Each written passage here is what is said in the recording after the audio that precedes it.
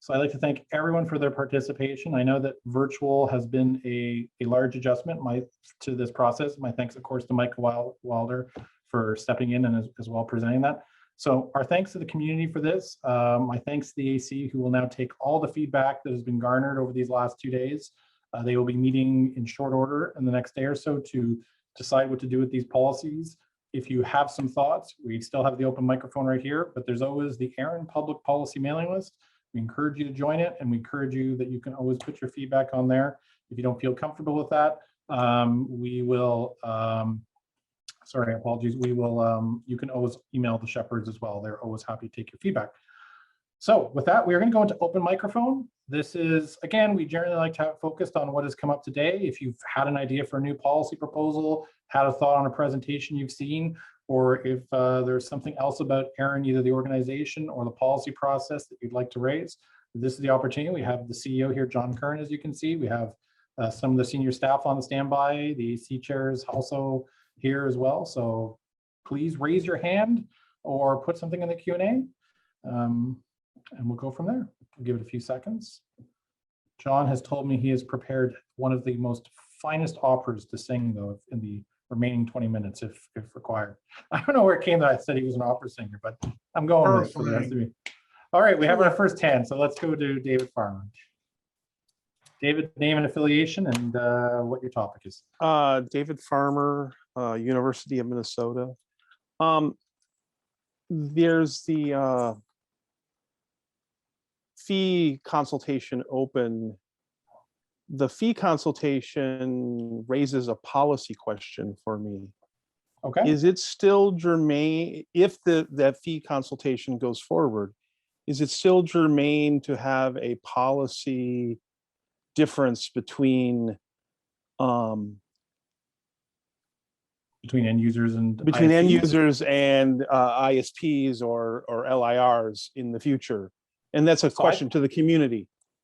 Yeah, so if somebody wants to, a few things. If you'd like to speak to that, John being the first in queue, on that, please raise your hand on this topic or put your Q&A, and we'll deal with that. I think the high level is the flexibility of the schedule now is such that, you know, that categories or other categories can be defined, and now we have a unified fee schedule. So it's, you know, we don't get into this issues we've had before where policies seem to be skirting around fee schedules by saying, oh, well, this will classify you as an end user.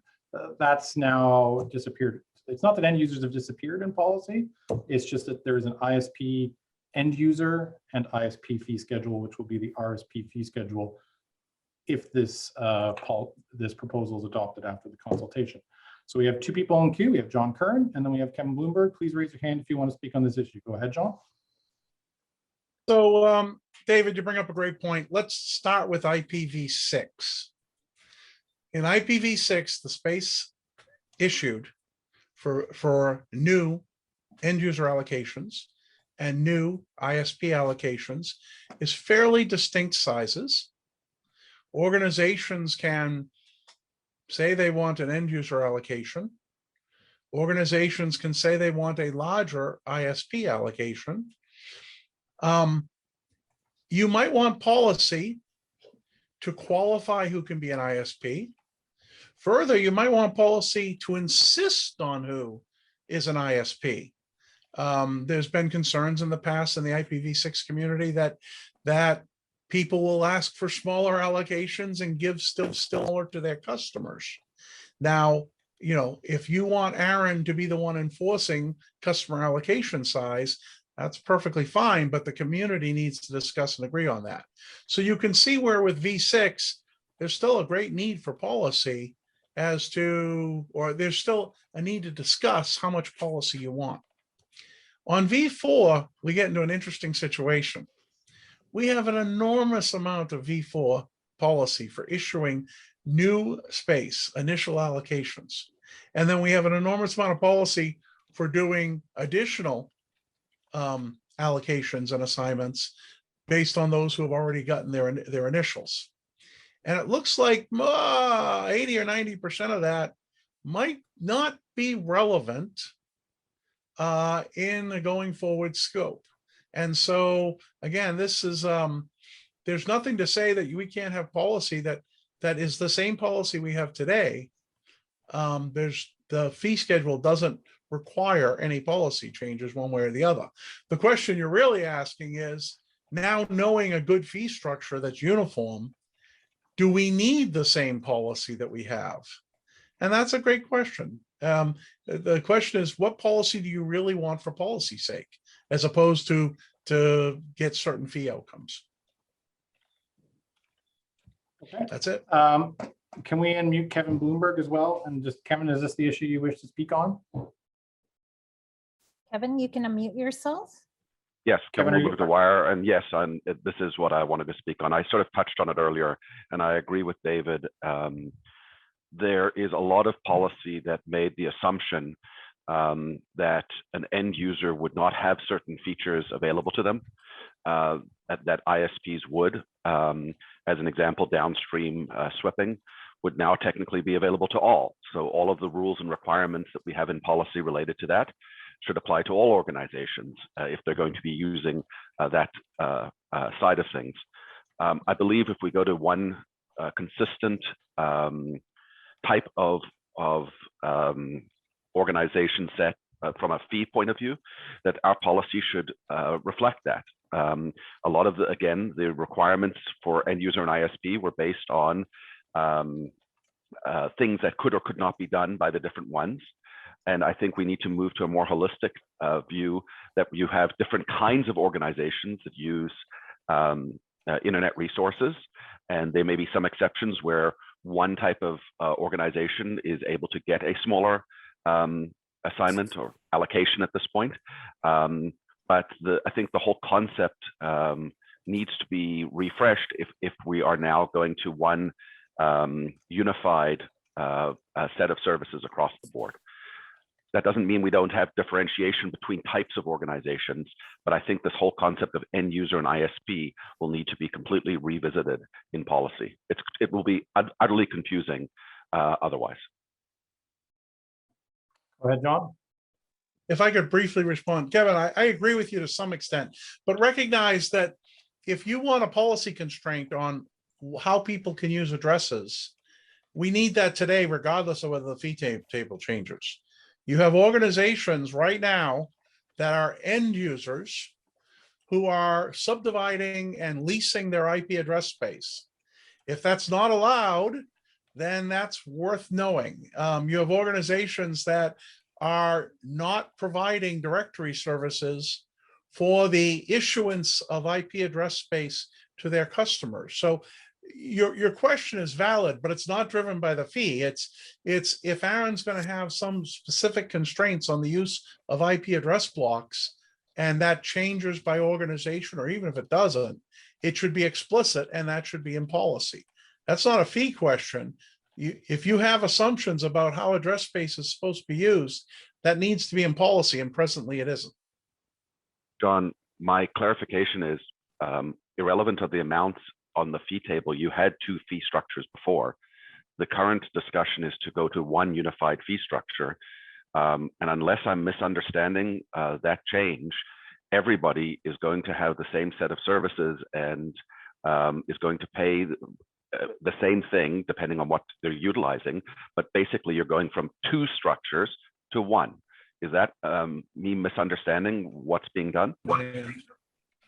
I'm sorry, you cut out on my end, Kevin. Kevin, yeah, I'm having a problem here. John Sweeting, John Sweeting is offering to jump in for you, John. Yeah, I just want to say, to answer Kevin's question, there still are these different types of organizations out there, and there could be policy that says if you are an ISP, that here's how you qualify for space. And there could be end users and it says, here's how you qualify for space. It could be that way. It could change, but there is no reason why we can't have policy that's germane to how end users use space and how ISP use their space and how they qualify for more space. Sorry, John, just to clarify, and this is I think the part that I'm trying to understand. If this change occurs, all organizations, irrespective of whether they are currently delineated as ISP or end user, will have access to all of the same services uniformly offered by ARIN. Is that Yes. Very correct? much the Yes, case. that is Yes. correct, and that's why we're looking for the equitable fee being charged. Right. So Yes. if an Like end user but to organization, clarify, but just to clarify, Yeah. John Sweeting, while there'll be a unified fee structure, it is possible there could be services that are only available to certain types of entities based on the policy they qualify. I'm not saying that could still occur, correct? Like if there was a Sure. service, if only ISPs could only, send emails in pink, then that could be potentially a service only available, if that's what policy said. Yeah, go ahead, John Kern. John's back. Yeah. Okay, I'm back. Sorry, the internet apparently blipped here. So yes, if you folks want to constrain services by a particular type of user, particular type of organization, you can. However, that's not probably what you want to do. Because Agreed. quite frankly, long-term, we can't control that. People are capable of spinning up many of these same services on their own, and it's beyond ARIN's control. So what you're really talking about is constraining people to use address blocks only certain ways, okay? If that's what you wish to do, you need to be explicit in doing so. Again, you have end users right now subdividing their address space through leasing, okay? That's happening today. It had nothing to do with the fee schedule, okay? We are presently not enforcing anything. If you believe there's a policy constraint that needs to be enforced there, it needs to be stated about those blocks. That's Is that- independent of the fee schedule. Yeah. Does that make sense to you, Kevin?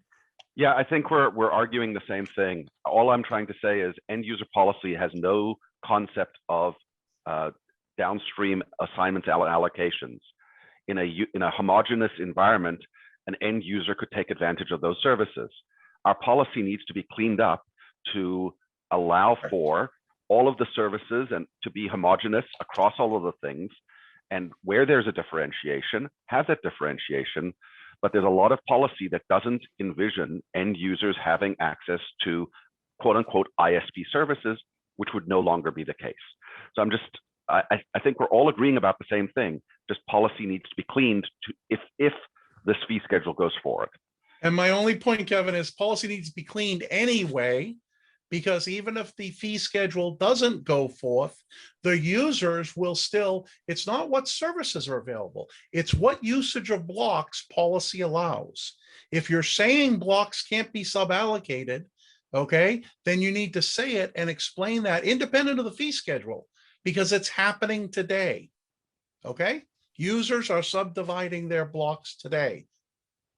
They're just not having necessarily the services, but it's happening. And so if you're trying to constrain the usage of blocks, it's not a services question. We agree with you. I agree with you that the policy doesn't cover it. And historically, it's been anchored in services, but you don't actually want policy to constrain services. What you want to say is end user allocations may only be used in the following ways. You need to think very carefully about what those policies should be, because we have a large base of end users subdividing their address blocks, leasing with some forms of connectivity that vary from one to another. Okay. I think Thank you. we have to leave it at that. The ARIN consult list is available if you guys still want to keep going at this, but I think we've had a chance to do that. So I have Gary Geeson next. Can we open his microphone, please? Or did we lose Gary? He was there. Oh, there he is. Okay, Gary, you were next, I think. Gary, So- you can unmute yourself now. So name, affiliation, and the topic, either this one or if it's a new topic, let us know. Gary Geeson, Central Logic, ARIN AC. It's on this topic. I think that I know policy was never tied to the fee schedule, but the reality is that the big wedge between end user and ISPs was SWIP. And as far as I'm aware, end users could always become an ISP by paying ISP fees. There was no other impediment. Please correct me if I'm wrong. So if end users are now being asked to pay the same fees as ISPs, why wouldn't we just make everyone ISPs? I get for further for sweeping downstream, that you may want to have some more policy controls. But I think the ISP policy pretty well covers that. So what, to Kevin's original point, why would we have two classes of users if everyone's paying the same fees? And historically, the big wedge between the two sets of policies has been to reduce fees, and consequently services like SWIP. Well, so I think I would just disagree a little bit in that there's always been, and historically, policies that wrap around a certain type of almost use case. And a perfect example, Gary, you'd be familiar with, is Canadian TPIA, and that, in order to qualify under a certain clause, you got to be a certain type or fit certain criteria. And I don't think the fee schedule is meant to eliminate that. I think, as John Curran said, there may be a useful reevaluation of policy to see if it still makes sense where there are differentiations between certain types of providers, especially since I think, as we said, it's becoming grayer. 20 years ago, an ISP clearly looked like an ISP and an end user clearly looked as an end user. And now it's a little foggier. We have different types of players and different types of entities. John Sweeting, did you have anything to add on that from that standpoint? Or I know you've done a lot of work on this, though. Yeah, I just want to say that we have end users that for one reason or another, they want to become under an RSP, a registration services plan. With a registration services plan, they can do SWIFTs, they can do anything an ISP can do. That is basically how the fee harmonization is going to work. All end users will be converted to being under a registration services plan and will have access to all the services that are available to an RSP, as they would do today if they voluntarily did it. So yes, they would be able to SWIFT. RSPs, end users that convert to RSPs today have the ability to SWIFT. Use all those services, yeah. There's no policy preventing, there's no policy today preventing an end user moving to the RSP and thus getting access to services. Correct. And that's what John was trying to say as well. The services and policies are different things. We have all these services they can use. Your policies would then, if you wanted to keep somebody from swapping a class of customers, I guess you could do it through policy. I don't know why you would, but anyway. Yeah, that would be a curious question that we may need to clarify a little bit to both Johns, just if there was a service that the community did not want somebody to have access to, it did not want a certain class having access to, would that be through NERPM or would that be through ACSP? We might take that away as some feedback. Well, I mean, John. Yeah, I mean, if the community passed a policy that says users should not sub-allocate their blocks and must be used for internal customers only, then we wouldn't provide access to a service that violated policy. But I want the policy to constrain the address block usage because that's what the community is really saying. And we have the problem is that we have people who are working around this now, and they'll do it. ARIN services are not sufficient to prevent what you're talking about. You need policy. I'd like to close off the microphones because we are now at the allotted time that we should be ending for the day. So I will give one last chance to put your hand up. We have one person in queue with their hand up, and I have one Q&A. So we're going to go to the persons with hand up because he's confirmed that he's on topic on this topic, and then we have somebody with a slightly tangential, and then after that we're going to close off. So please either put the word Q in or put your hand up now. Let's go to David Farmer. I wanted to clarify one thing. You said that, or David Farmer, University of Minnesota. I wanted to clarify one thing. You said that we should discuss this on the ARIN consult list. My personal opinion that the question I raised is a policy question and belongs on the policy mailing list, it's not actually a question about the fee consultation. So I definitely. It's a result of the fee consultation, but it's not really a. So this is when I asked John Kern's head to pop up. Look at that. It's like he just saw it, because that is what I said. And I agree. That would have been my gut. But when it comes to which mailing list to go, John is the expert. So John, did I misspeak? Do you think this is a PPML discussion or?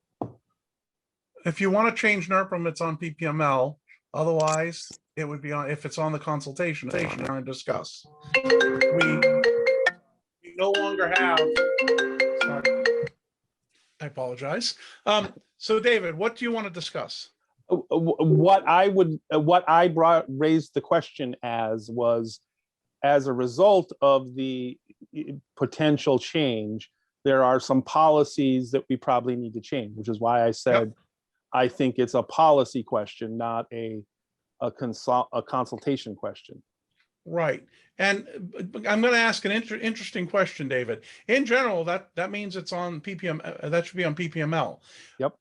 Do you think those policies, shouldn't those policies change in any case, regardless of whether the fee change goes through? There's an argument for that. But Then take it to PPML. Yeah. I think there's an argument for that. But I think the fee consultation changes the rightness of those questions, is what I would say. Sure. Yeah, like Sure, I agree. I think there's a number of policy cleanup issues that should be considered, and Yeah. now potentially they need to be expeditiously considered. Yes. So I think, yeah, like David, and this is one of the problems is if it affects your feeling on whether or not the board should proceed with the fee change or not, that should be on consult. Yeah. But if it's a general policy change, it's a good idea. Just because of the thought of the fee consultation, definitely PPML. And if there's expeditious changes that the fee schedule, probably in PPML, I don't think it would hurt to put it on consult so that we can get the AC thinking about it, but. Thank you. That was all I wanted to talk about. There's a whole bunch of stuff to talk about, but I'll do that on PPML. Okay, thank you for that, David. So the queues are now closed. The Q&A is now closed. We have our last comment from Mercedes from the Signing Group. Can we have that, please? Yes, Mercedes Arnold with the Obsidian Group. Does ARIN do policy position papers on the expected usage of ARIN resources as services and as addresses now that types of players have diversified from the dichotomy of ISP or end users? I have no interest in the fee debate. So I don't know if I'd use the word policy papers, but we do publish documents clarifying the policy of the community. But John clearly has some thoughts on this, so Right. I will defer to you on this. It's an excellent question, actually. So ARIN, the registry, stays away from usage of IP resources, except to the extent that it's covered by the Registration Services Agreement, which is some very base level requirements, and or it's covered in policy. So in general, we don't actually police the usage of IP address blocks, other than when someone comes back and looks for an additional block, or other than there's a report of something going amiss with the usage of an address block. Because we're not involved in the usage of those blocks, and it isn't necessarily needed for us for the administration of the registry, we do not do policy position papers.